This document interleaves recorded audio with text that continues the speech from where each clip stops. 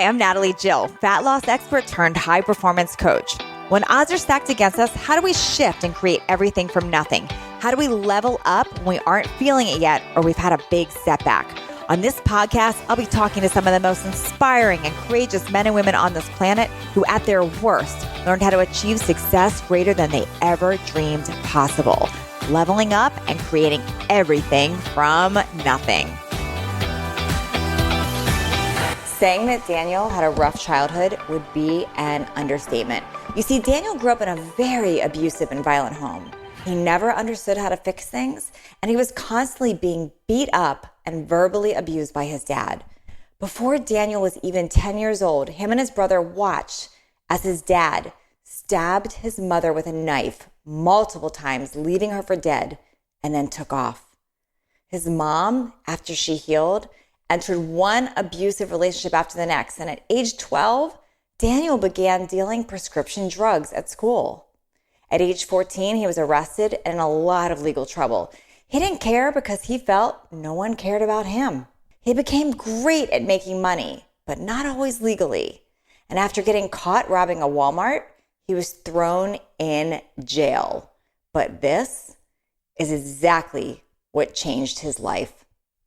Today, Daniel is a man of extreme integrity, and he's a man on a mission. He went from being a homeless criminal to being an entrepreneur owning several six-figure businesses. His mission and vision now is to change the world with the force of good. He has fully turned his pain into passion and brought so many along with him. Join in today and learn exactly how Daniel Skelton leveled up and created everything from nothing.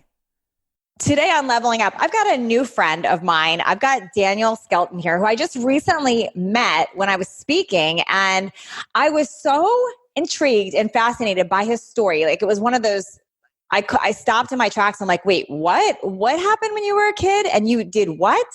I was trying to get to the bottom of it and dive in with him right there in front of a million people. We had about 10 minutes. And I said, I've got to have you on my show. I've got to dive in more, because what I told Daniel before we hit record is so many people that have been through just these crazy traumatic childhoods. And when you hear a story, you'll see what I mean. They typically go one of two ways. Like, either they feel hopeless and turn to drugs and alcohol and coping and pretty much give up, or they make that pain their purpose and it fuels them and it brings them into a much greater life. And that's what he's done. And I'm just so intrigued on how he did that and what it took. So I'm so excited to dive in and interview him today. And I'm hearing a lot of this for the first time, as you will be. So thank you so much for being here today, Daniel. Yeah, absolutely. I'm excited to share my story. My perspective is always just to encourage people, build them up and pull them up. So yeah. Yeah. And I think that's what you do. Okay. So take us back, Daniel. Take us back. You were a kid and you started out a happy kid, I'm imagining. Take us back. Like, who were you at that time and what happened? Okay. So, my mom married my dad, and my dad was like a decent guy at the time. They were like 18 and 19. And, he was a good guy, and she saw a lot of good in him. And, she was like raised with pretty good morals and stuff from her mother and father. And she had about 7 other siblings. So she had a big family, and they just my dad was like this guy that didn't have a dad, had a really rough kind of upbringing and stuff. So she just kind of saw an attraction in him, and they got married. And then shortly after my brother and I were born, we're about 18 months apart. Mm-hmm. He started kind of getting into drinking, and his dad was an alcoholic, his whole family. I mean, they're just into a lot of really bad things. And so he just started getting into drinking. And so that kind of became like his identity and started to consume him in his life. So yeah. No, so you were young and you saw this. Did you know it to be a bad thing when you saw drinking? I know like kids try to normalize things. So like, did you just think that's normal for dads to drink? What was going on through your mind? Well, I think that there was so much, like, his abuse started very early, not long into his drinking. So I was still a very small child. And I don't know if my memory just like erased a lot of it, but I don't remember a lot of things up until I was about 5. Okay. Because I think because what I do know is that he became very abusive very quickly. He had a really bad temper. And then, So you physically put someone abusive. on alcohol. Yes. Physically to your mom and to you and your brother? Yeah. Okay. So when you were a child and this was happening, did you think you were bad or you had done something wrong? What was the conversation that you do remember happening in your head? For the most part, my value and my worth and my identity was just really beat down. I had no positive, anything encouraging or positive to think about myself. So my self-esteem and insecurities really rose very early Mm. for a young child at 5 or 6 years old. Now, were you scared of your dad, or did you or were you trying to make him like you, or what would you do as a child? No, there was times where he would come in drunk and like cuddle with me in the bed. That was one thing that, I really did like about our relationship. He was real abusive. It wasn't sexually abusive, but, he had that good side in him. But when I was, at a young child, I couldn't really identify. I just knew that when he came in late, there was fights. There was, him trying to take me for some reason. I didn't know why. I was definitely scared of him because he would punch things, and I mean, I would just see like holes in the walls and stuff. So I was very scared of him, and and then he got into beating us when I was probably I don't know how young when it started, but when I started to remember was about 5 or 6. No, what was your mom doing when all this was happening, and what was the conversation she would have, and did you talk to her about it?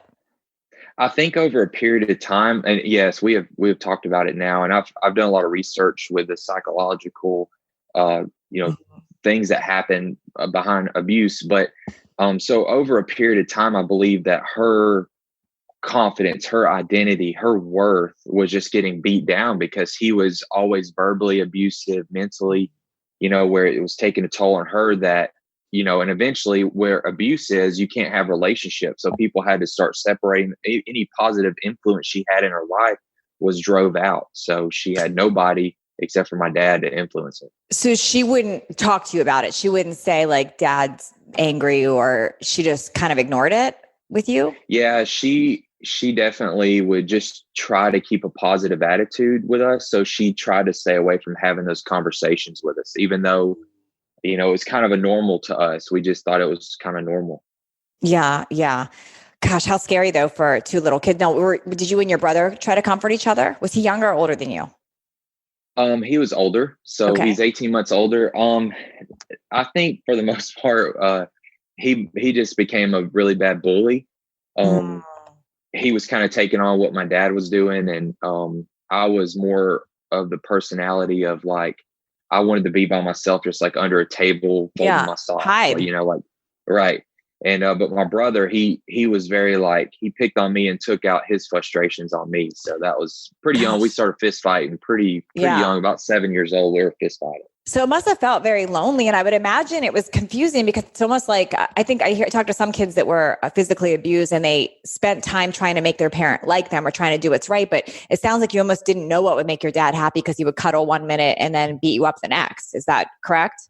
Right, absolutely. I had no idea how I could fix things. All I knew is just like, I would have this anger that started to happen inside of me. Towards my dad, like I started just having these bad thoughts of just like how could I kill him or something like that. Mm. And it just became like anger towards him, and wanting to protect my mom, but I physically couldn't. And so that you wanted yeah. to protect your mom, but your mom wasn't really talking to you about it. She wasn't saying like, I'm scared of your dad, or she just kind of acting like it wasn't happening. Is that sort of so avoidant? Right. She would, if he'd let her, she'd take us out and we'd go for a drive and she'd put on music. She just always tried to create a different illusion for us. Did your mom love you? Did she tell you that she loved you? Yeah, she did. She would tell us that. My dad wouldn't. Okay. So that was your life. That's what you were coping with. And then something really tragic happened. Right. Tell us about that. Yeah. So, everything kind of happens at a slow pace. Sometimes you don't realize it, but the abuse just kind of got worse and worse. And his alcohol problems, I believe he was cheating on her, stuff like that. And I don't know. He had this thing towards me being the youngest child. and he loved me, I guess, because I was just like that different personality than my brother. My brother was that more like him, and I was more like my mom, that softer, gentle type spirited person. So he would always try to take me for some reason. And one night, he was just really drunk, and my brother and I were used to him being drunk. I mean, it was just normal to us. We would, we lived in this place called Tuscaloosa. It was all dirt roads. So we would, push the gas and the brake. My brother would do that, and I'd steer the truck whenever he gets so drunk. We would just swap seats and drive the cars. And so I was about 7 or 8 years old, and we were living in these apartments near a hospital. And I remember I was awakened. Me and my brother were sharing a room. We had beds pretty close to each other. And I remember our door being open. I'm pretty sure my dad came in, from what my mom kind of remembers. He came in and tried to take me, and she was just like, no, you're not taking him.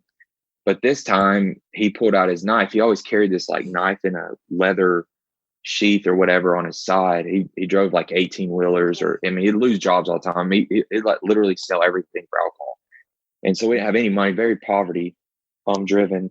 But and so he ended up took out the knife. She took off running, and he was going to stab her in the back. When they tripped and fell, he hit her in her main artery in the back of her leg, kind of like to the side, the inside there, and it hit her right on it. And so we were awake at this time because you could hear all the bumping on the walls and stuff as they're fighting, and he pulled out his knife.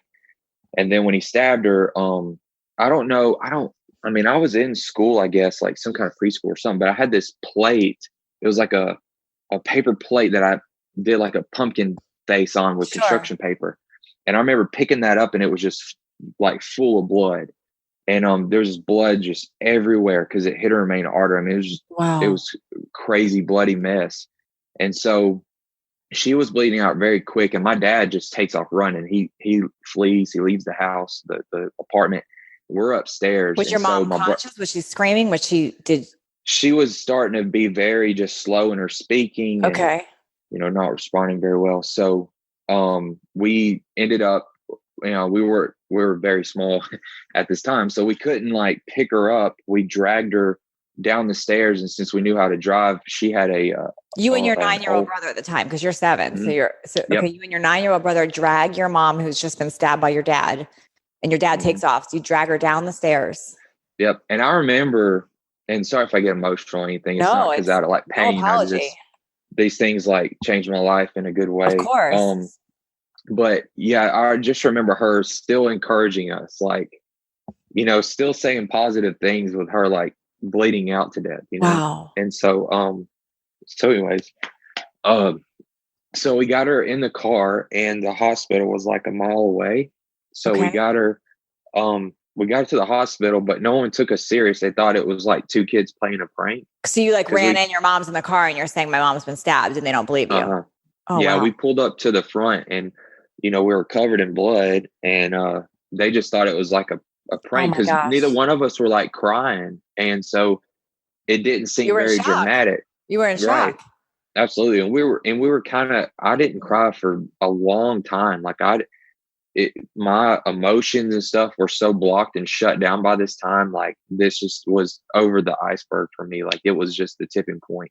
Oh, so you get to the hospital, they don't believe you. I'm assuming they eventually come out to the car, and what's happening is your mom still alive at this point, or no? No, she's not alive. And they rush her in. I remember the nurses just like, I remember hearing them talking, like they didn't think we could hear them, I guess. Mm-hmm. Or were too young to, I don't know, but they were just like, I cannot believe these kids drove her here. And I remember sitting in the lap of one of the nurses. That was the first time I ever saw a computer, and it was like the green screen, she showed me solitaire.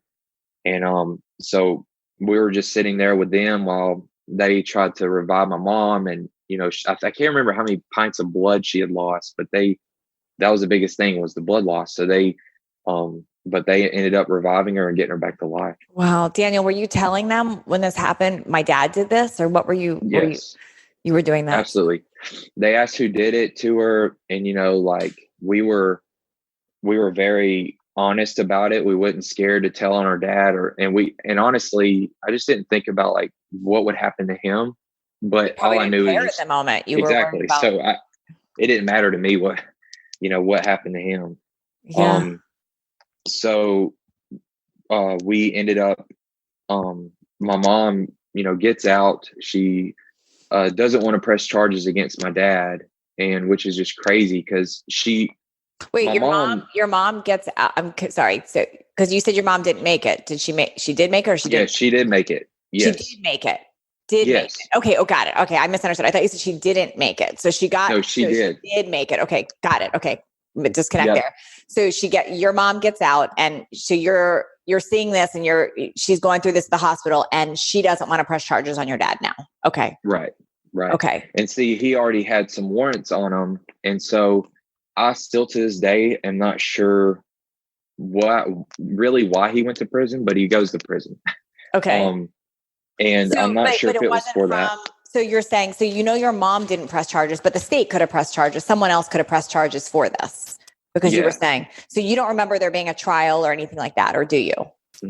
I don't remember ever having to be a witness or anything like that. Okay. So does your mom, after this happens, does she recover, and does she take you back as a sole parent, or what happens to you guys? Yeah. So my mom, something I really gotten from my mom is she instilled in us to be like hard workers. Like she was literally to this day is one of the hardest workers I know. So what she did was her parents had separated themselves from her, and they were great Christian people. By this time, my mom was so hardened in her heart towards God and any positive influence. Seeing her worth was completely gone. She had no worth. Like, her to be with abusive men, and usually that's common with women in abusive relationships.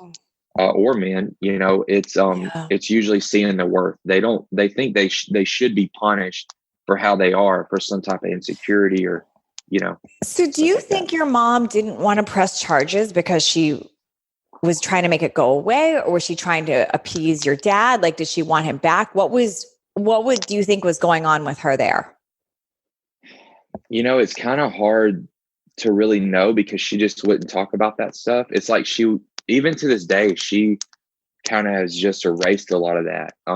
Like he tried to kill her, and she just yeah. And the thing is, we go ahead, we start to carry on with our life. My grandparents had a pest control business at the time that was doing really well. So my mom starts working for them, and we move into their offices. There was like a back room in a place called Fort Payne, Alabama, and we lived there for a little while on these like cots, and my mom just worked every night. So we would go with her to spray these various stores like Pizza Hut and KFC and stuff. And that was kind of my first time to ever really be around business stuff. But I really liked it. I got to sit in the office and make rubber band balls. Like it was it was really cool. So my mom would work all night, take us. And you probably school. felt safe because your dad's not there. You're not scared. Nobody's beating you up at this point. Right. And so right when things seem like it's getting better, now again, my mom, and there's a point for me saying this, my mom was still not like a Christian. She was like atheist. And so she didn't like God and everything. And her parents were very strong Christians. And, but when you hear things like God loves you and he's in control, it's easy when you don't know anything else and you don't have a context for that, like everything else is going wrong, then it's his fault. He's in control. Or he's but really the Bible says he's in charge, not in control. And so that's a big difference. So anyways, but she just blamed God for everything. So again, she had no idea her worth, and that wasn't being built. So we start noticing she gets on her feet, gets, her own house. She buys this house. Super, just amazing how far she came in a short period of time. So I think around about 9 or 10 years old I was. She tells us that, hey, I've got a new boyfriend. And so I won't go long in all this, but for the next several years, for about 2 years, she's just going in and out of relationships all of a sudden. And every guy we notice are abusive. To you or to her, or just in general? To her. Okay, not to just you. To her.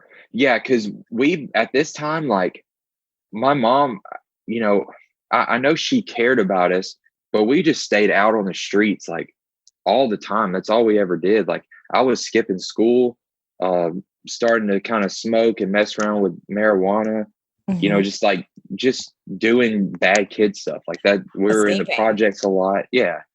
And so, but while we were doing that, she was just with these different men trying to date. And they were just all would end up being kind of abusive. And then I remember this one guy, she said, I want y'all to look out for his truck. She told us what it looked like, and there was only one entrance into our neighborhood. So we saw him and we're like all excited, like, mom's got a new boyfriend. For some reason, we're really excited about this guy. And I can't remember why, but she had said something about him, I guess. But we were really excited about it. So we go up to the house, and I think she was just saying they'd been talking for a while. Seemed like a really great guy. As soon as we come in, they have like some kind of chili cheese something with Fritos for dinner Okay. on the table. And I just remember him being like, we sat down at the table and he just screams at us. The first time I ever meet him, go wash your effing hands. And so Wow. I right off the bat, at this time, I'm getting in fights already. And, me and my brother been Mm-hmm. fist fighting. At this time, I'm just like, I'm not scared of much and still am not. And so like that really just made me mad. Like, okay, guy. And he's a big guy, and he's Cajun from Baton Rouge, so Yeah, but he it was a literally is little just rough. meeting you, and instead of like trying to get to know you or anything, he just finds the critical thing to say. Right. And so we realized right off the bat, like, here we go. This is going to be Another another one. bad relationship. Yeah. And so, well, ends up, let's, fast forward a little bit. So I remember all of a sudden they announced they had been married, and that she was pregnant. And this was, had no clue. They just went off and got married, had been married for like 4 or 5 months.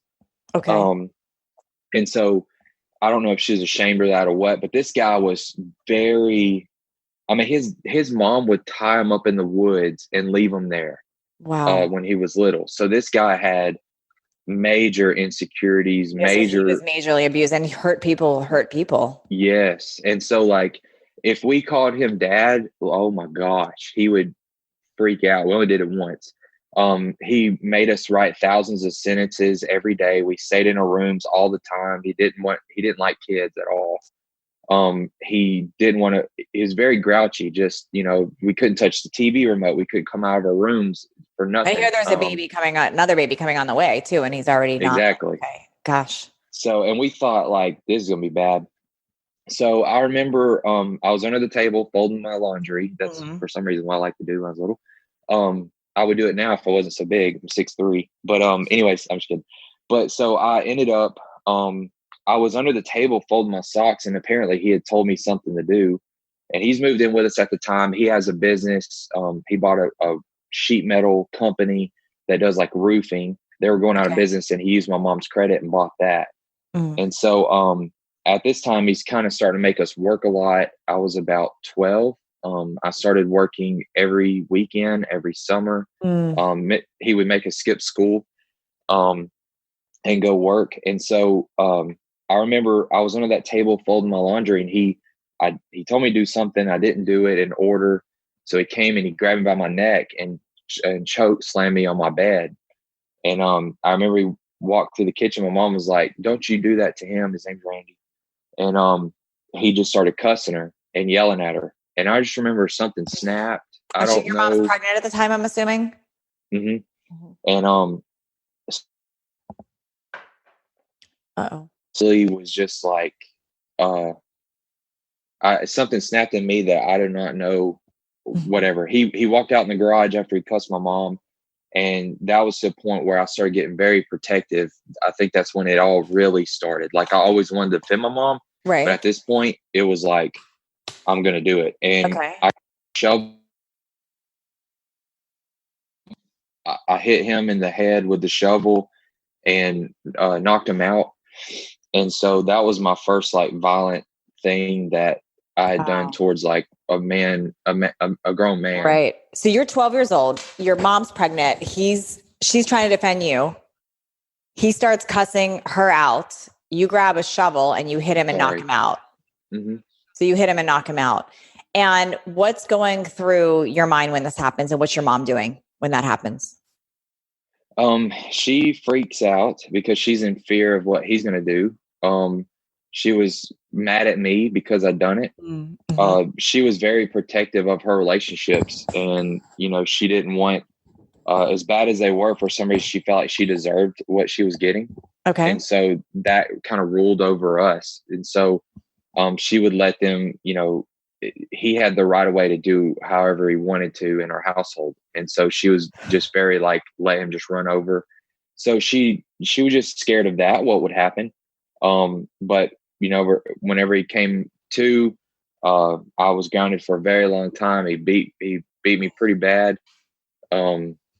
And I stayed. I think from then on, that was the end of the straw for like him towards us. Like, I don't remember a single time. Like, I never saw affection from that man, like, at all. So I started, like, we were in a room a lot, and I didn't really know. That can drive you crazy. They prescribed me and my brother to like Adderall. It was called Ritalin, I think, at the time. For what? Why? They thought you had ADD now?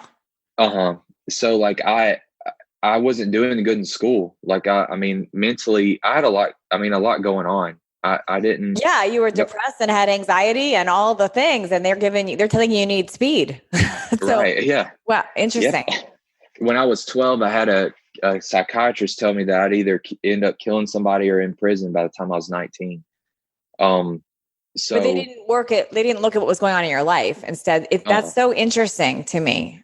The school, we lived in this place called Fayetteville, and it literally was in the middle. We ended up moving to this area that my stepdad had lived in previously. And when I was about 11, and we had moved around, the whole time. My mom was like jumping around apartments with my dad. So we're always like the new kids in school, getting in fights all the time.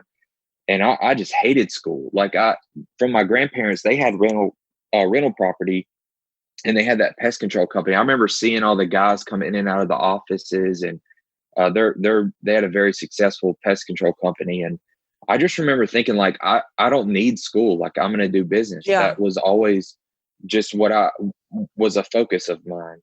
I didn't know how I was going to do that or whatever, but knowing like they had rentals and stuff, like, I don't know, it just became like something that was just a reality. The school system, and shame on counselors and the psychologists, like, to not even look at what was going on. Like, you had very real things going on in your life, clearly. Mm-hmm. And of course you had depression, anxiety, and all kinds of things. Certainly not ADD. Like, yeah, now they're going to give you Ritalin, which is basically speed, which, no judgment. There's kids that really have severe ADHD or ADD and need that, but that's not what you needed. You needed love. You needed a hug. You needed somebody to walk you through processing what you had been through. And you're given speed, which I'm assuming made you angrier and more hyper. So at about 12, I was getting that Ritalin like crazy. I remember, walking through my school, and I remember the first time I had thoughts of like killing somebody. Yeah, because you have rage now. Yes. And so I wanted to pick up this tray and hit this guy so bad. And so I ended up just really starting to see that I was having some bad mental issues. Yeah. And so I told my mom, I was like, Mom, I would load a gun and sit outside of my parents' door, just thinking like just shooting my stepdad. How did you have a gun? I had like a hunting rifle. It was a 22. And I can't remember. I don't know where I got it from. I guess my grandfather. Interesting. But so that's a good mix too. If you think about just now, like, you're going to have a kid that's obviously distressed, and now he has a gun, which could have gone really bad. Right. And it was starting to really take a toll on me. So I kind of had to take my own thoughts and just say, look, this is like I'm already struggling enough mentally. Like, I was so insecure. Oh my gosh. Of course. Yeah. And I was like I was overweight, behind, like, not hit puberty yet. You had nobody pouring anything positive into No me. belief or love is what you Right. were And not then I'm having doing that. bad in school. So like, Yeah. you're being told you're not good in school and you're not smart. My stepdad would always tell us things like that. We're not going to be anything in life. And so I just stopped taking the medicine and I Mhm. started selling it. I found that Well, in a people way, it's would, kind of smart. You're like, yeah, well, nobody else believes in me. I might as well make money. Got it. right. Well, that Okay. was one thing that working for him, I think we made like $10 an hour, which back then I'm Yeah, 31, but back then at that age, totally. no It's a lot. bills. Yeah. Yeah. So there was weeks I'd sometimes make like 700, $800. We would work like Yeah. just because we would fabricate the metal in a shop that we had at our Okay. house. And then we would go and install it and stuff like that. So, So now um, you're a drug dealer of Ritalin. That's what starts yes. happening. And this is such interesting though, because I know there's parents listening or people listening, and I'm guilty of it too. Like we just judge things. You see a kid, you're like, but look, listen to the story behind what brought him to this. Like no love, nobody believing in him, just a train of abuse and distrust in adults. I mean, from the nurses at the hospital that didn't believe things, to the doctors not even looking at his past and prescribing Ritalin. Like, of course, it leads to something like that. Right. So you start Absolutely. dealing Ritalin, and then what happens? So I'm putting it inside of pens. So the 10 milligrams, I think it was, would fit in these pens perfectly that we had that school gave Okay. us. And so I would sell them in pens. I'd take the ink cartridge out and fill them up with the Ritalin. And I was selling them for, I think, $5 a piece or so. So I was making pretty good money, several $100s a month And doing that. your mom's thinking you're taking the drug. Right. Oh yeah. Well, Okay. she didn't keep up with it either. I had this ammo box just full of all this Ritalin that I Yeah. just put the container in that's full of the medicine. And Totally. I mean, she didn't keep up with it. I mean, she just stayed a distance from us because that's what would Yeah. keep her But you're telling the relationship doctor, healthy. yeah, this is working, so I can get another prescription so I can sell it. Right. And so, making money was just one thing I found that I was good at. I started chopping firewood and selling that, Mhm. was making money with my stepdad and then selling. And so, you're going to find, if you can find something positive in the midst of darkness, what,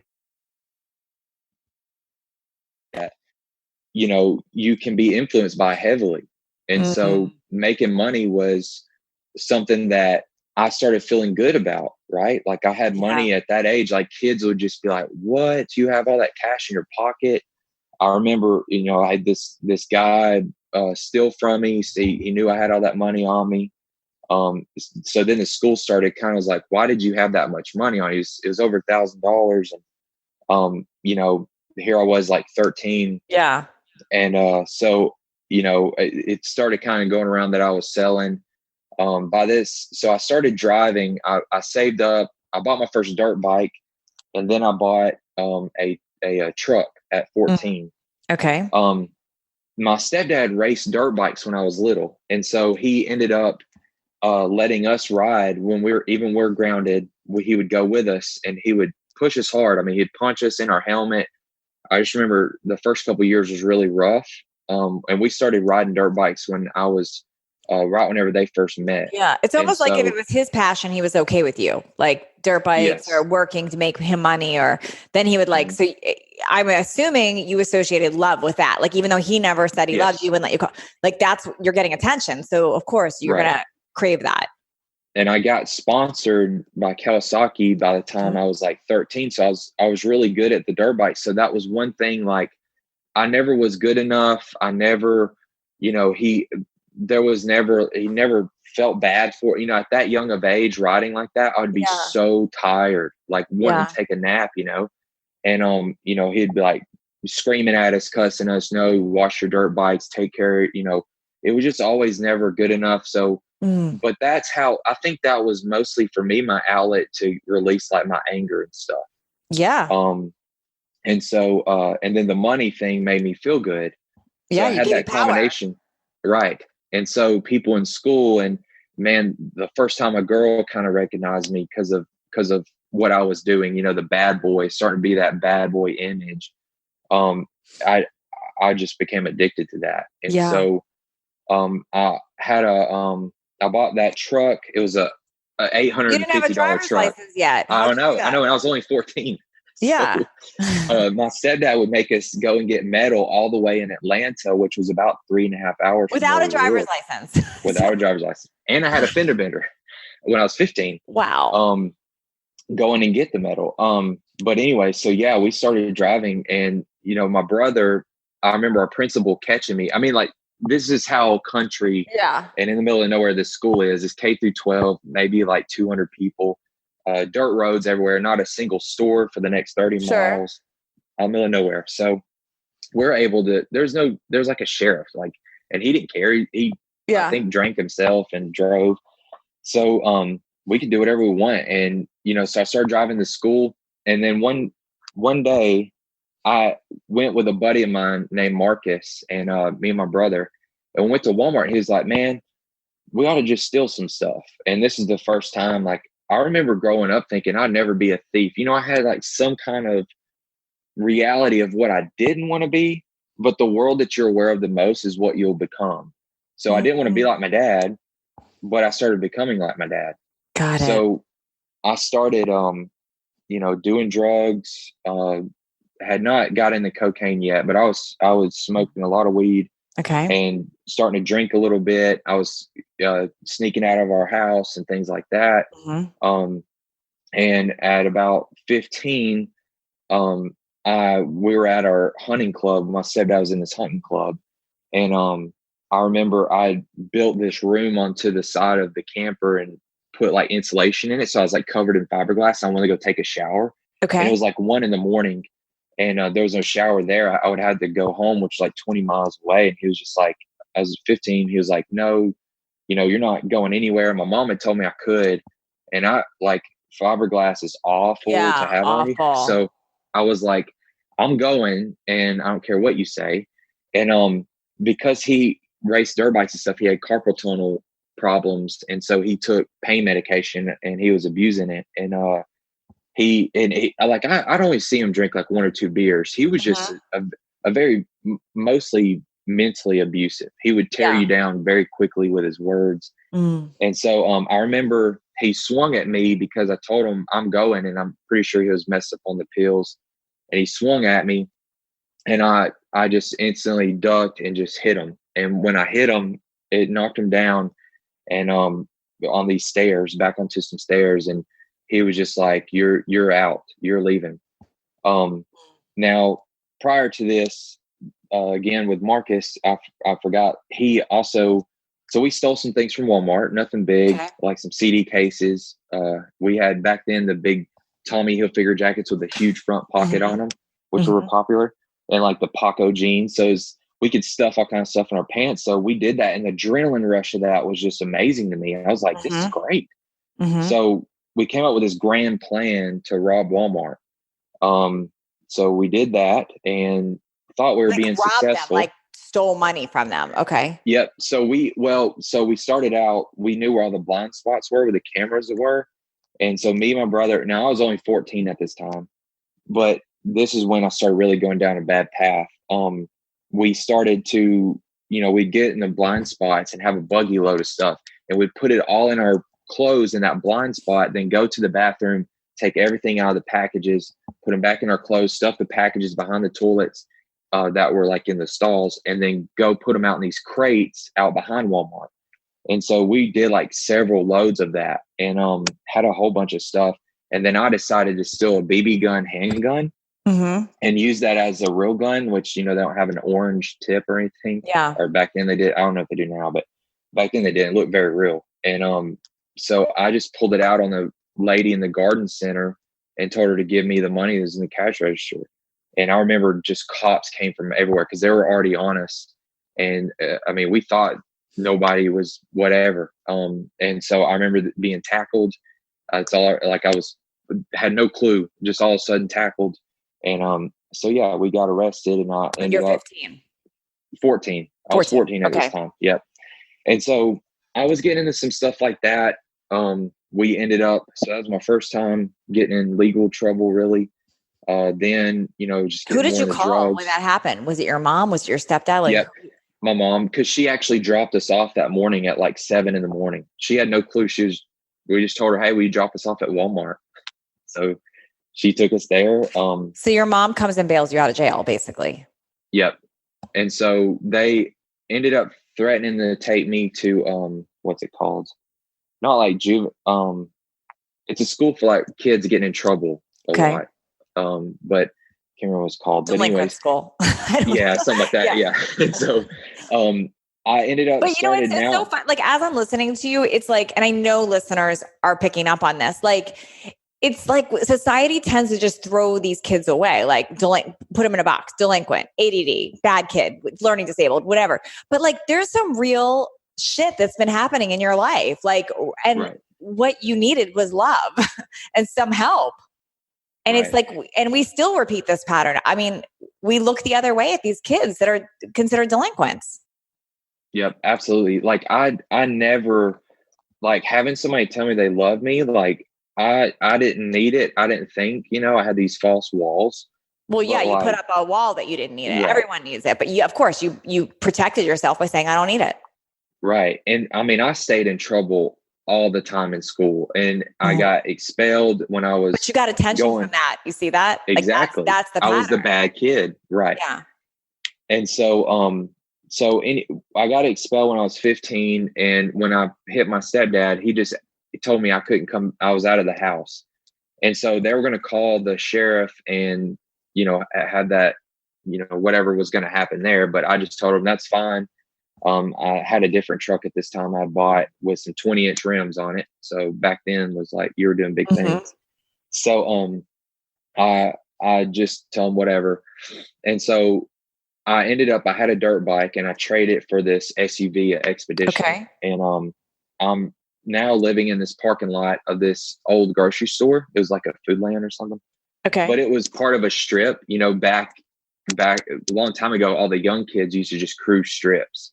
And so we would, you just ride on a certain pathway and, see people parked and go and talk to them and stuff. So, I was living in that parking lot where people would turn around. And I remember, I didn't know what I was going to do. I'm 15 years old. I'm not even going to make it to high school, but I didn't care. Like I sincerely was just like, I do not want school. Like there's no reason for me to be there. Yeah.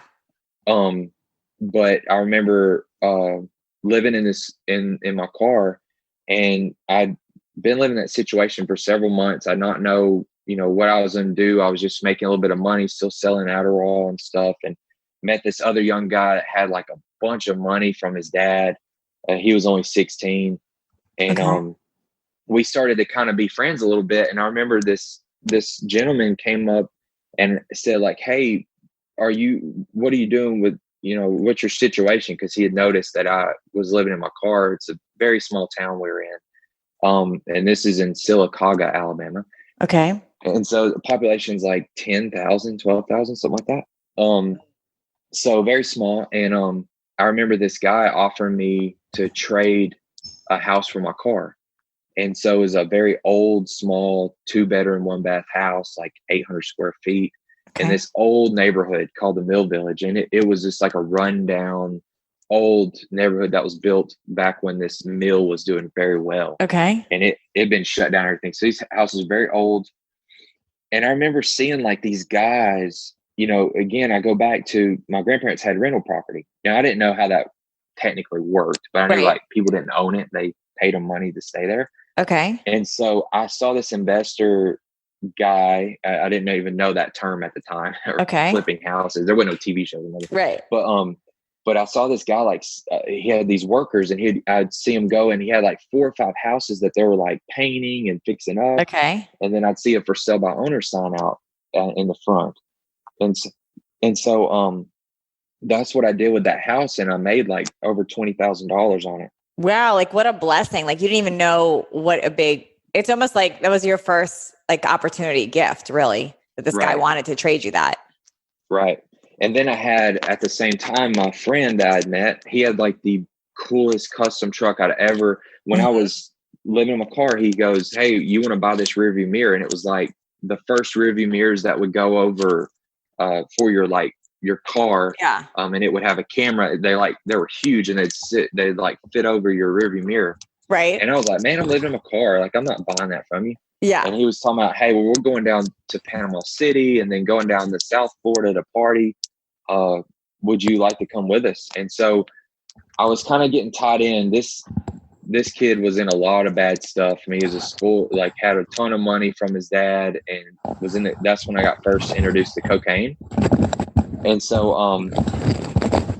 I ended up going to hang out with him, and at the same time kind of getting to this real estate thing. Not really, I didn't have a mentor or anything like that.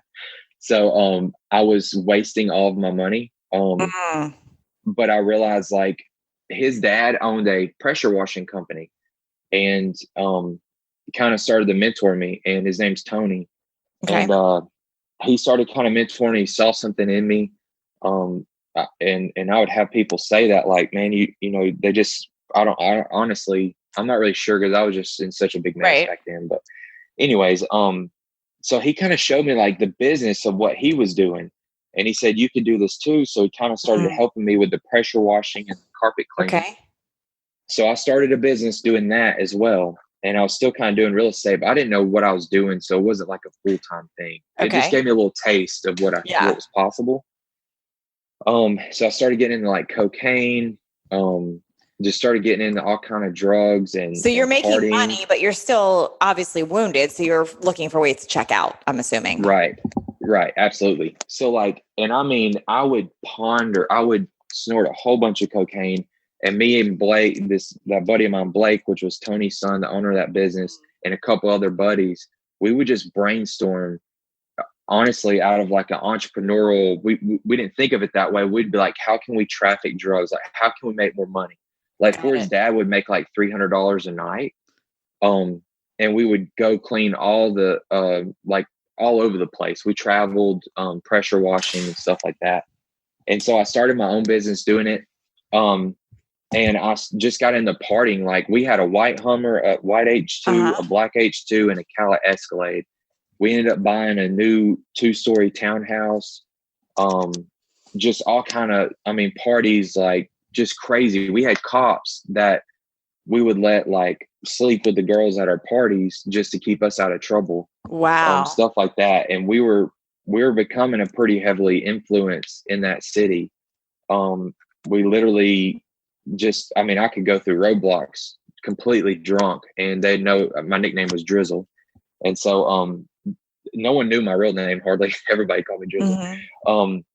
So they would like, you know, just be like, whatever, you know, go on, Drizzle, go home. But we always had these crazy parties when we were in town. You know, we'd have signs that open sign or closed sign be lit up at our house. That's how much people would just come by looking to see if we were home so they could smoke with us, or we always sold cocaine and trafficked it. So we ended up, by the time I was 19, I became a millionaire, and had grown that carpet cleaning business and pressure washing business to that point. I lied in all kind of ways to get this business up and going. But I had like 75 box trucks, employed all my friends. We were just making so much money and having great parties all the time. And so another friend of mine, his name was also Blake. We go one night. I've been in some trouble, like in and out of jail, but not like long, like 30 days, you know, mostly for getting in fights. And I would get in fights, like I get in fights. Like if I saw a woman, like I remember this dude at a party, at like a bonfire party, had his girlfriend pinned up against a vehicle. Now, apparently she was abusive towards him, but I didn't care. And he was like some big scary dude. Everybody scared him because he could fight good. And I remember beating him to a pulp for grabbing her like that.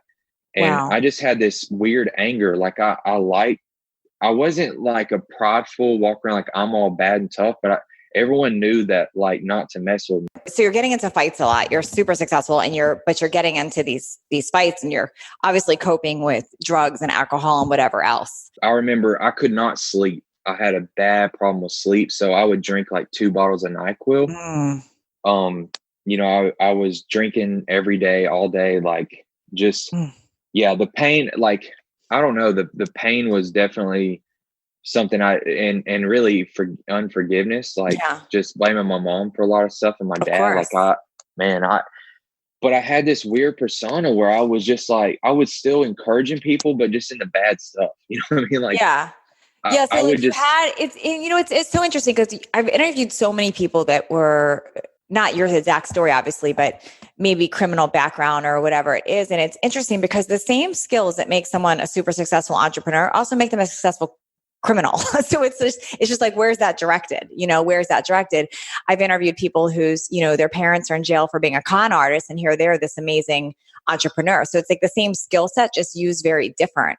And it sounds like you learned very early that to get respect, you got to be a badass. Like you have to not care. You have to be violent. You have to be tough. Like that's the role models you had. So of course you learned that. right. And of course, like the money and just the power to, I was getting girls just to do things. It is horrible. And everybody just knew that's who I was. So my buddy and I, another Blake, we go and pick up this girl at this house, and I don't know who she is. I'm just riding with him. I'm not driving. Yeah. We pick her up and we go to this party. We have this huge party. There's over 200 people out in this field. Okay. And I didn't know what had happened because I was drunk and not paying attention to this girl. But apparently she was leaving with these other guys that she knew at the party, and they had pulled over right outside of the field on the main road, and she had to pee. And she was squatted down behind they had like a old 80 something model, like Bronco or Blazer. I think it was a Blazer. And it had like huge mud grip tires on it. And she was squatted down peeing behind their tire. And in those older models, you don't have like power steering or power or brakes or whatever. So he put it in neutral to just kind of roll back on her without it cranked and just kind of scare her a little bit, like hit her with the tire. It was a huge, like he thought he was being funny. Yeah. Right. And it ends up running over her head and knocked her down and ran over her head. Now, as horrible as that sounds, she goes into a coma. I did not know. I mean, I just knew that happened. I didn't think anything from it. So I'm just like, dang, that sucks. Sucks for her. So I go on about my life. And about a week later, now we have been raided a couple of times. I'm just trying not to go into too many details. No. Okay. But we've been raided a couple of times. And the way that it was very easy to get out of being raided for us for some reason, because like we would file reports that our house was broken into frequently, so that if we were ever raided, we could say that it was planted. Which I know sounds crazy, but it ended up working, and it was an accident the first time. You learned how to manipulate and work the system. Right. Yeah. And so one evening, or like it was not super late, but like 10 o'clock at night, I noticed that our front door had been kicked in, and that was kind of weird for someone to mess with us. We had some guys, we had 26-inch rims one time stolen that were bar stools in our house, and we shot the guys' house up and stuff. So like people knew not to mess with us, even in like the projects and stuff. Yeah. And we sold drugs to rich people. We were not like the poverty type of drug dealers. We were trying to scheme on how to find these guys that are CEOs and stuff and sell it to them like glued in cereal. Yeah, you're trying to be like a white glove drug dealer. Yeah. And so anyway, so we ended up which if you think about it was kind of smart, because you're like thinking these are like the least risky people. They're gonna Right. We quickly saw like we didn't like being in the projects or something. Like I had gotten jumped. The CEO had a huge risk if they got caught. Right. So they weren't going to rat you out. Yeah. Right. And so anyway, so we ended up I go inside the house, and I call the police because our huge big screen TV is missing. And they search the house, and it was a police issue, some kind of gun. And it had been stolen from the police department, supposedly. And it was in our house. And so it didn't work on me this time for some reason. And I knew something was wrong, because they had a tip that a gun was stolen and it might be at our house. And so, and then they said that they had evidence that my buddy Blake had stole that gun, which I knew he had not done. We were stupid, but not that stupid. And so he ends up going to to jail, and I knew that it was, see, that girl that got ran over, her dad was a detective. And Oh, so I did not know that. Apparently Blake did, but I did not know that. So now I know this guy's coming after us. Now, again, she's still in a coma. This is only like a week later. I think she's in a coma for like 2 weeks. okay. So then he goes off to jail, and all this stuff is happening with him. And I'm leaving. I'm going to out onto this interstate, and all of a sudden I see lights come up behind me, and I'm kind of like, why are they pulling me over? At this time I had big rims, my tag said Drizzle. Everyone knew how you couldn't miss. You see me a mile away. Back then, like if you had any big rims, like people just ask you what you did for a living, all that. Yeah. So and so the cop pulls me over, and it's that detective. And so he comes up, he's like, I'm gonna search your vehicle. I said, why are you doing that? He said, don't worry about it, get out. And I knew like something dirty is about to happen. And so, cause it was common around there kind of. And so we had all those cops doing all kinds of stuff. So we knew like whatever. And so I see him reach under my seat and pull out this huge bag of weed that was not mine. And I did not. So it was like clearly planted. Like he just wanted to bust you. And so I freak out. He had me in handcuffs, but I freak out, turn around, try to grab his gun from behind my back. I was going to shoot him. I was trying to headbutt him. I assaulted him. I did get him a couple times, and you didn't know at the time that this is this girl's dad, or did you know that? Well, no. I knew by this time, because I knew that I knew he was behind all that with Blake. I had a buddy cop of mine that was really close that got me out of tickets and stuff. Yeah. And he let me know what was going on. He's actually the one that gets me out of trouble, and I'm getting over that. So like, so I ended up getting, he throws me in his car. Now my buddy cop Adam pulls up behind him right as all this is happening. And that's all I knew. So I'm just going to leave that detail there. I get thrown in Mike's car, and I go straight to prison. And so, I'm straight into the suit, didn't have a phone call, nothing. And so I get a fight my first night, because they put me in this big area with a bunch of people, and we all got these bunks. And this guy's nickname was Pookie, just going around like picking on people. And I knew like, I've got to gain my ground in here quickly. You hear all this stuff about prison. And so I get in a fight with him our first night. So that gets me more trouble. I get put in a confined cell. And anyway, so that's all I really knew. And so I was in prison for about a year. And I remember seeing these two guys sitting at this table, and I became like, that made me even more mad being in prison. Because I lost everything. Like I knew my business was just gone. I had all the trucks, but it was gone, everything. No one knew where I was. I couldn't tell, hey, I need someone to step in and run my business, or ask Tony if he would. You just knew you weren't going to show up, and now it's going to be gone. Yes. And so I remember seeing these two guys sitting down at this table reading the Bible. Now, I'm not a pushy type Christian or anything. You don't have to believe what I believe, but in prison you see this. Yep. Okay. Yep. And so these two guys are sitting there reading the Bible, and I was like, whatever, Christianity's stupid. I had a really bad taste in my mouth towards Especially because of what your mom believed. Yeah. Right. Exactly. And then I would like see these people holding signs. Everyone, like I never really encountered much. And so at this time, everything was building up for this one moment I was about to have. Okay. And, so I still don't know what's going to happen, how long I'm going to be in here. I haven't heard anything about a trial, nothing. And you certainly don't have an attorney or someone you can call. Yeah. No.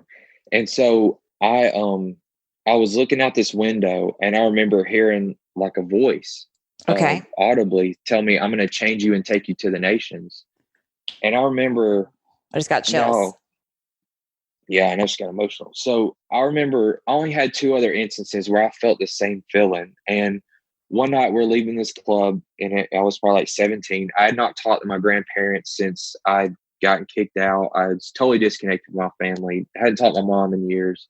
And I remember we got shot at by these 2 guys leaving a club in downtown Birmingham, Alabama. Okay. And it was because of a girl said something to him she shouldn't have said, but they come up beside my car. going up this 4-lane road up this mountain where the Vulcan is.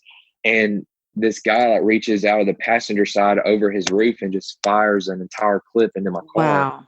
Wow. The windows were down. We're in the SUV. And Yep. so like I could hear the bullets going in front of my face. One of my buddies, Blake, the dad's son, Mm-hmm. he was real crazy. We called him High Speed. He would just like, he was throwing beer bottles at the car as that guy was shooting the gun.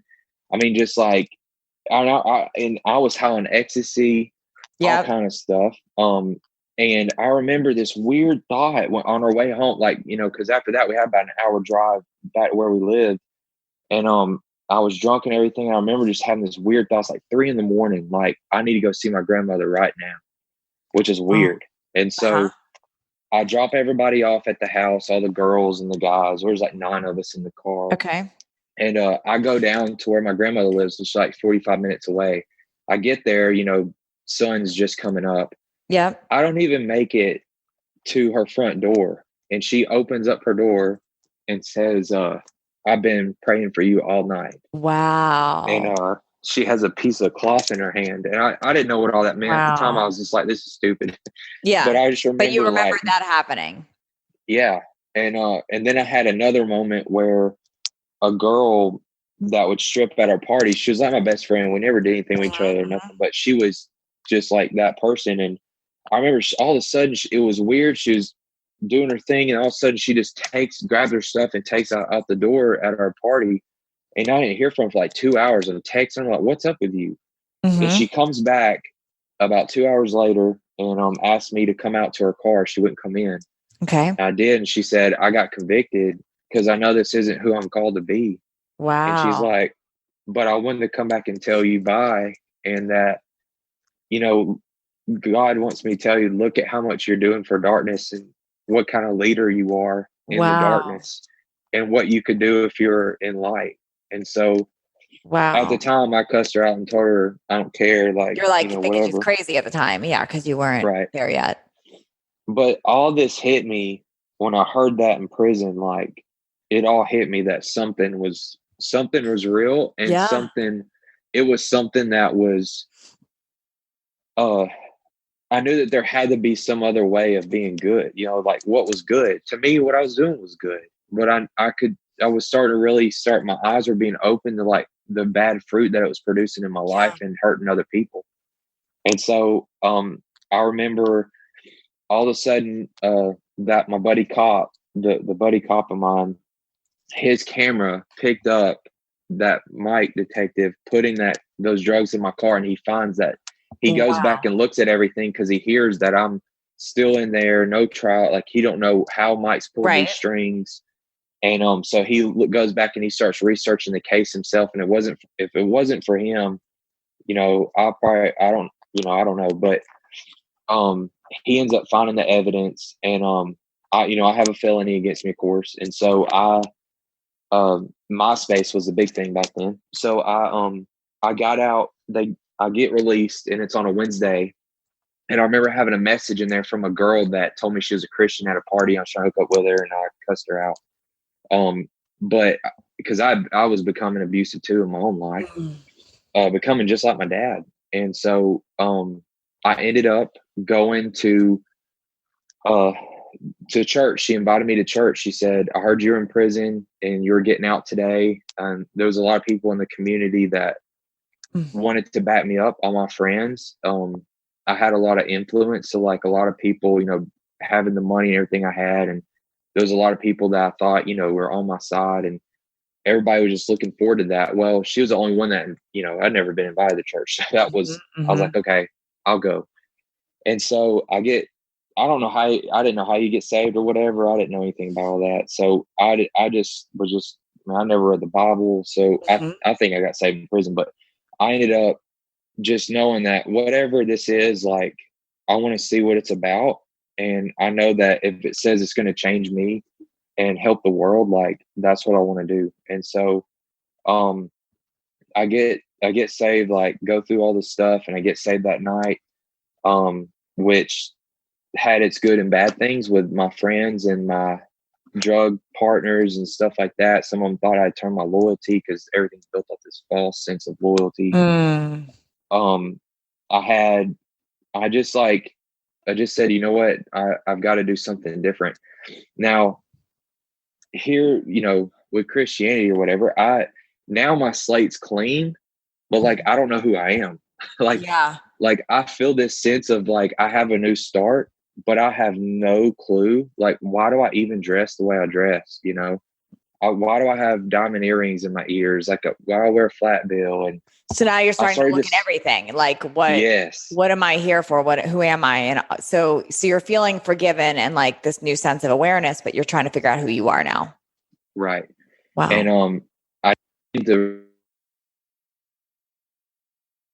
that like just coming out of such a rough place. I didn't know where to start reading the Bible. I think I watched like the Passion of Christ movie. It just came out. So I was like, that's all I knew.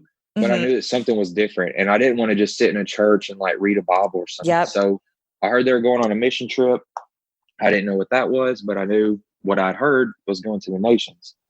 And so I had all those box trucks left. So I sold all those and had the money to do something. So I ended up going there, not knowing what I was going to get into. Yeah. I quickly saw that mission trip was like a vacation type thing. And I just was used to dramatic environments and just danger. And so I find this group north of Belo Horizonte in this, they call them villas, where all the poor people live in their shacks and stuff. And I ended up finding this group of guys that look military. They're not, but what they were doing were finding out where these kids were being kidnapped and sold in underground sex trafficking. I mean, that happens in the U.S. and stuff. Yeah.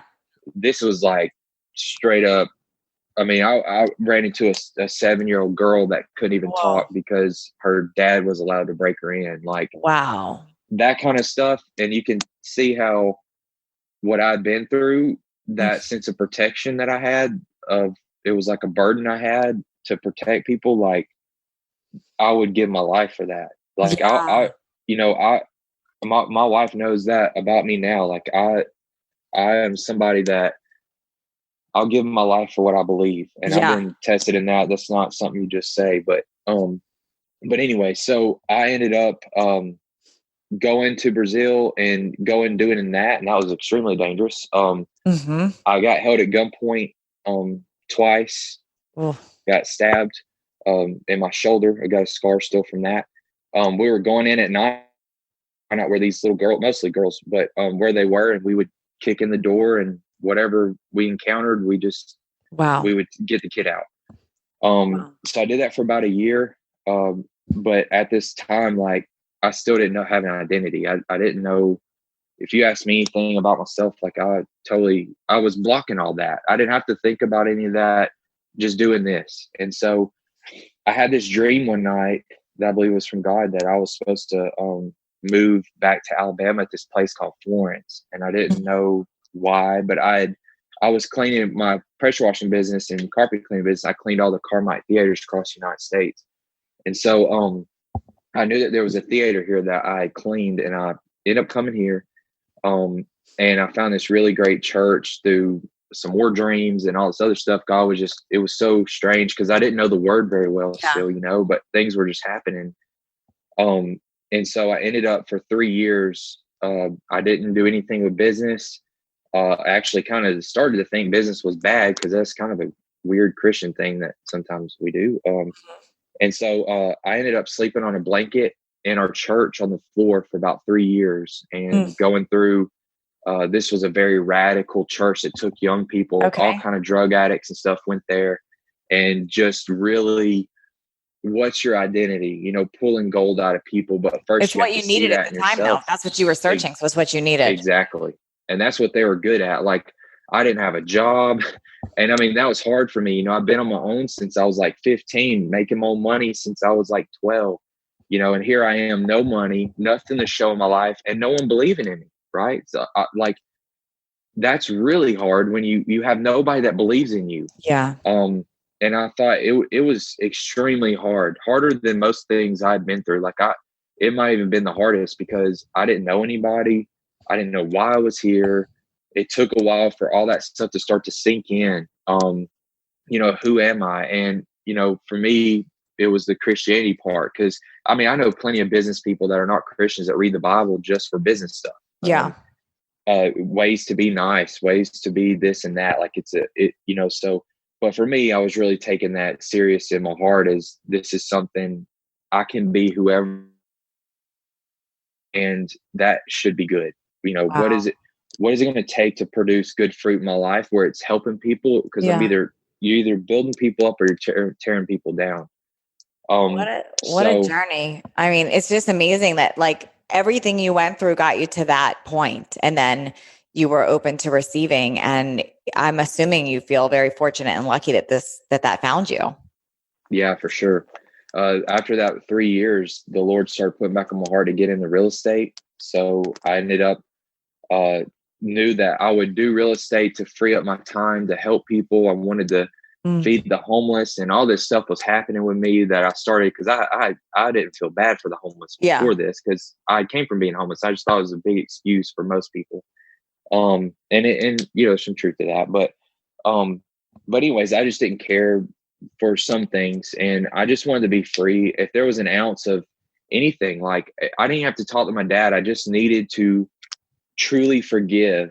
And that was honestly one of the biggest breakthroughs I had, was just realizing that if my dad knew who he was, his true identity, he'd have never done that.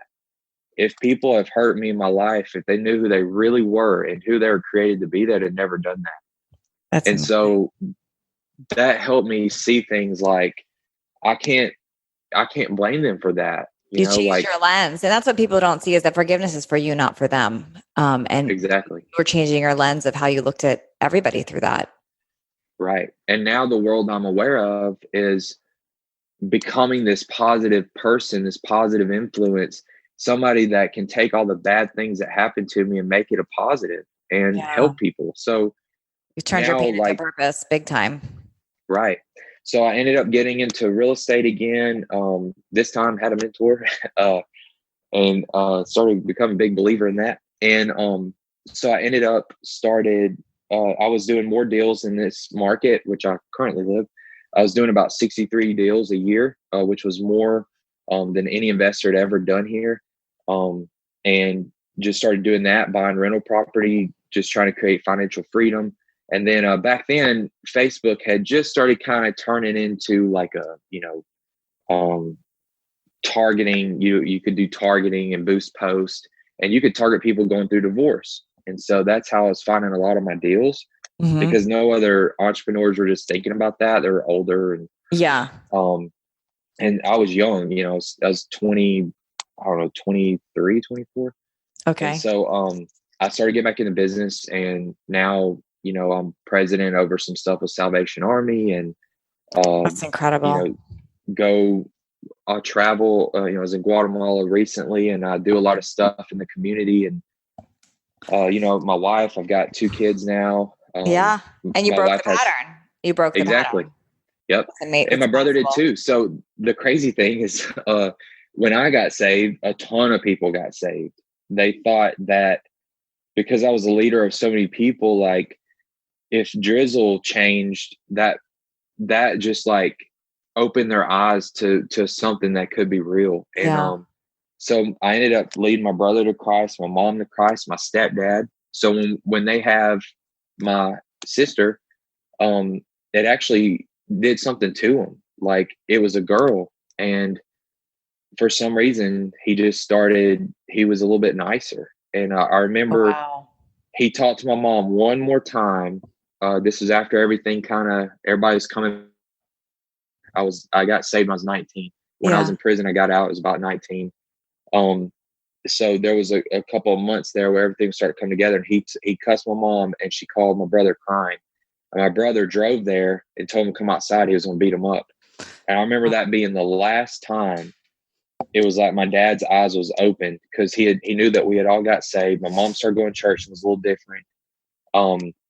His eyes were open to like how he was being. And that was the first time, like he came over when me and my brother was at my grandmother's, and he shook our hand. And that was huge, because he didn't show any kind of sign of that kind of stuff. And so he shook our hand and apologized for all that he had done to us. And that was the first time we had ever had that happen. And that was just an amazing thing for us. Like look at what's happening in our lives when you can be a positive influence, when you can show people you can conquer things, because it's not about you.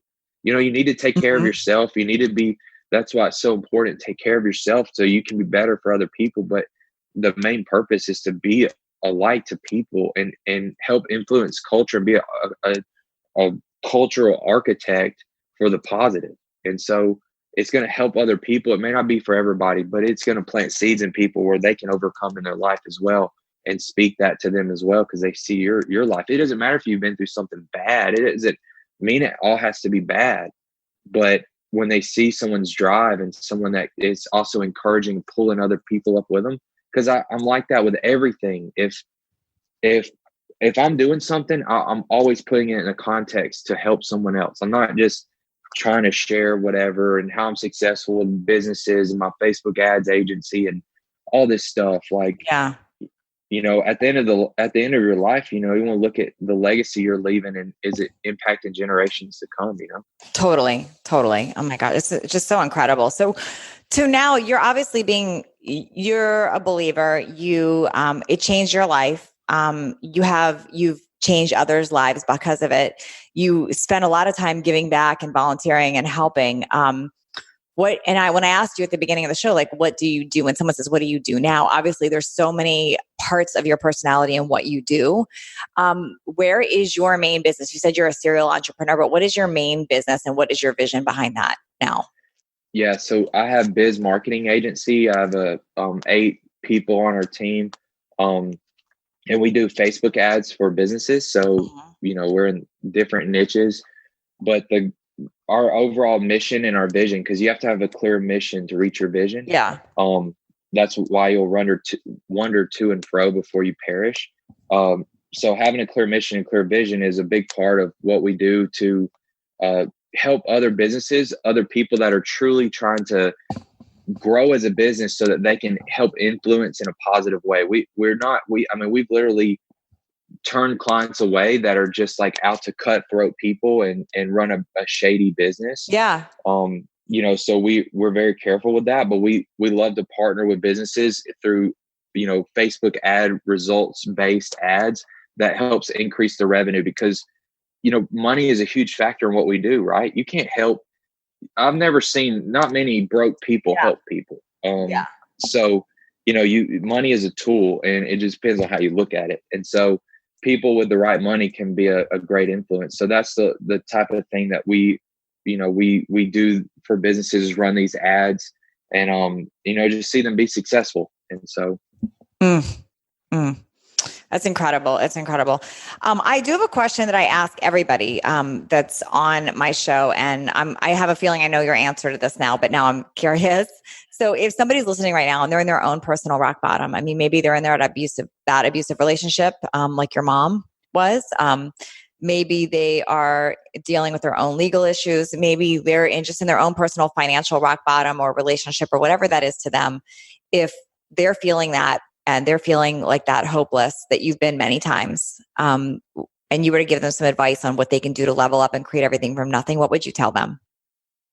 Yeah, so people can be in all kind of different situations where it's so abusive, they just need legal help or something like that. But for those of you that might be struggling or just being in a relationship or whatever it may be that is beating you down, it's like I said earlier, the world that you're aware of is what you'll become the most. And so if you're not seeing your value and who you are, it's not a prideful thing. And I think a lot of times, a lot of us are taught at an early age to, like, in sports, it's okay. But if it's in life, to say like, hey, I can do this and I can do whatever I put my mind to.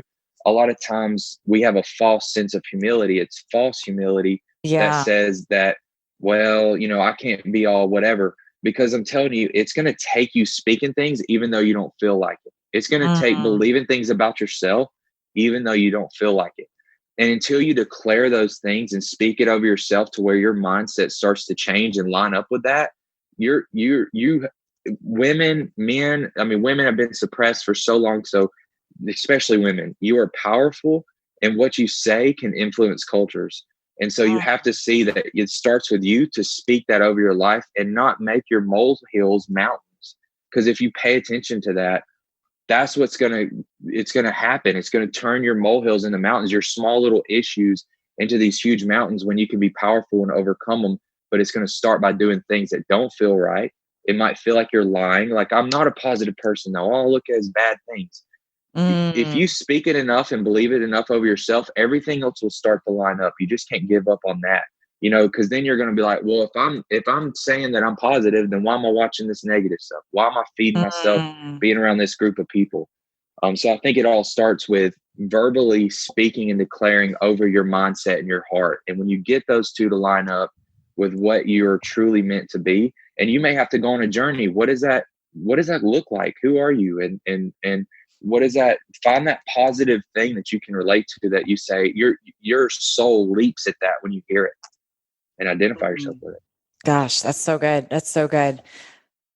Wow. And I am curious now, you said that you have sort of mended through religion and being saved, your word, your relationships with your family. Is that including your dad, your biological dad that's in jail, or is he still in jail? No. So he got out, wasn't part of our life for a long time. And we ended up, my brother, the night I led my brother to Christ, we also prayed that we would find our dad, because he was getting married in a couple of weeks to his girlfriend, and he wanted for some reason, he wanted our dad at his wedding. And so he was at a Walmart in a place he didn't even live, and runs into our dad. Wow. He remembers, because my dad has a mullet, so like it's not hard to identify people. Okay. And so he remembered from a picture we had.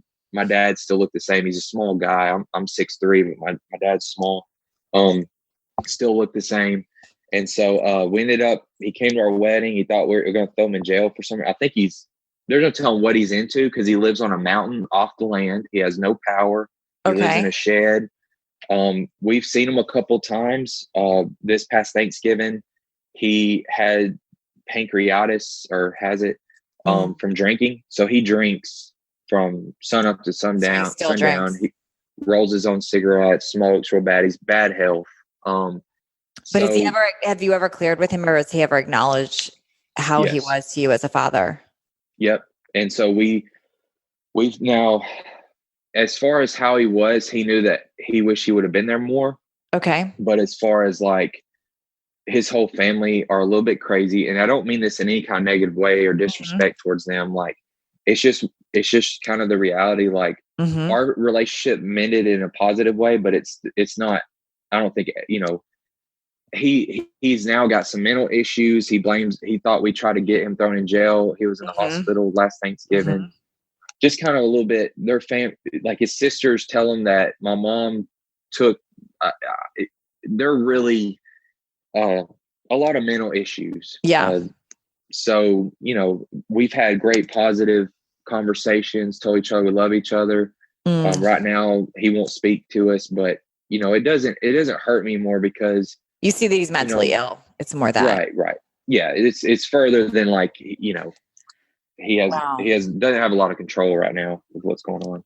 Well, this is a super powerful story. So many takeaways from it. And my biggest takeaway, and I'm sure listeners have different ones, but my biggest takeaway was really that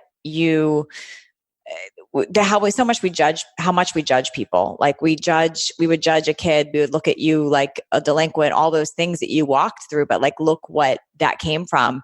And what keeps coming up for me too, is that you never took on victim mentality. As rough as it was, you never took it on. You always stayed responsible in your own way. And that served you well. And then ultimately, which is my favorite word, which is literally tattooed on my arm, you surrendered. And people have a different definition for surrender. Mine might differ from yours, but ultimately you did surrender. You surrendered yourself to Christianity and to forgiveness and all types of things. And I think it's amazing. And that's where your freedom was. And I think that word's powerful. I have a different meaning to it, but I think it's a very, it's a powerful world. And I think that's where the freedom was with you as well. Yeah. Cause you can't serve if you're not surrendered. Right. Yeah. So, I mean, there's a lot, like if you're a business owner out there and it's not about like, I love your post about control when you're showing your tattoo. It's great. Mhm. But like all my employees, they're empowered. It's not about controlling them as a Yeah. boss. It's It's empowering empowering. people. And that's a true leader. And It so, empowers others. right. But you have to be surrendered so you can serve, and you can serve when you're empowering. I love So that. yeah. So good. Where can people find you, Daniel? They want to learn more. They want to work with you. Where did they find you? Yeah. So again, our business name is Biz Marketing Agency. We have a Facebook page and Instagram. And then, of course, my social profiles for me is Daniel Skelton. And you can find me on Instagram or Facebook. Got it. I just followed you right now. Daniel Skelton on Instagram. Amazing. Thank you so much, Daniel. Yeah, no problem. Thank you for having me. I hope whoever listens to this, it just encourages them and gets them out of that place they're stuck in. Thank you.